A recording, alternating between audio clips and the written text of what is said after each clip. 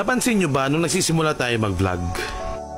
Hindi nagre-react yung mga friends and families natin. Tapos nawawala na tayo ng gana kasi feeling natin walang sumusuporta sa atin.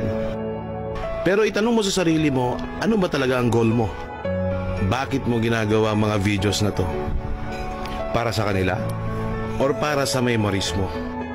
Na kung darating na yung panahon na mahina ka na, hindi mo na kayang gawin yung mga dati mong ginagawa pa, panoorin mo lang yung mga videos na ginawa mo nung kaya mo pang gawing magmotor, kaya mo pang gawin lahat-lahat at kontrolado mo pa ang lahat. At sasabihin, kaya ko lahat yan. Are you all my personal dreams?